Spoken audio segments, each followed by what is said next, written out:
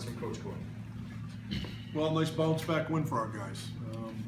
I liked our game from start to finish for the most part. Obviously, there were some lulls where Vermont had their way, but at the end of the day, you're down 3-2 late in the game, and you break out of your power play slump, and actually you tie it with a great goal by Lane. Great goal, great work by that line, and then to score a power play goal at a key time certainly feels good. Even when we get down 2-0, I thought we were playing pretty well. We have an incredible tendency to just give up incredibly eye-opening, wild goals. If we're going to go anywhere, we've got to take that out of our game. And it's just amazing some of the goals we've given up. But at the end of the day, we persevered and we rebounded from a dismal effort last night.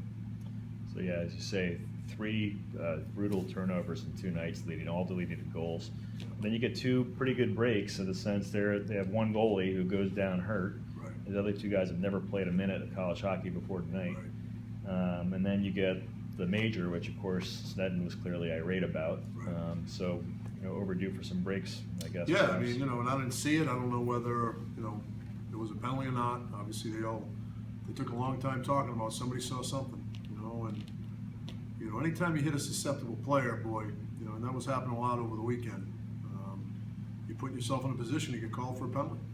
We talk to our guys about that all the time, and it's I liked our penalty kill tonight as well. Our penalty kill was good. We only gave up 4 shots on 3 power.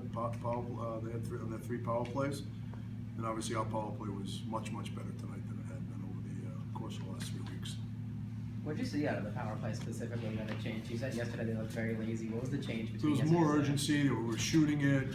We looked like a power play. There was a heightened awareness.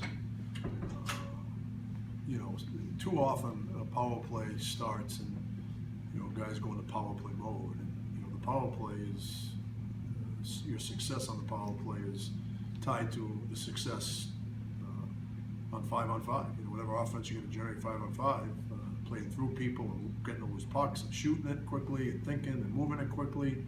I mean, it holds true for the power play. So, we too often go into power play mode and think it's going to be a beauty contest. And the bottom line is you got to get pucks in the net, you got to pass it quickly, you got to pay attention, and you got to crash the net.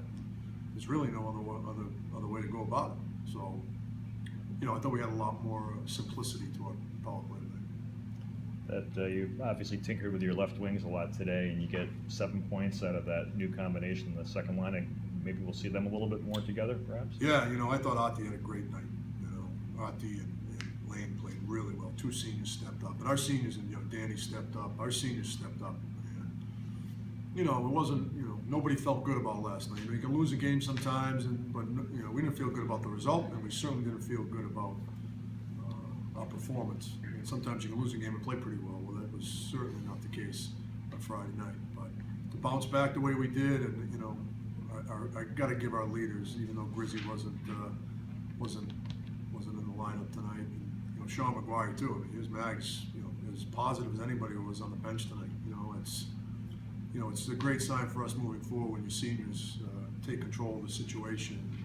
I got to give them a lot of credit. They really stirred the ship right today.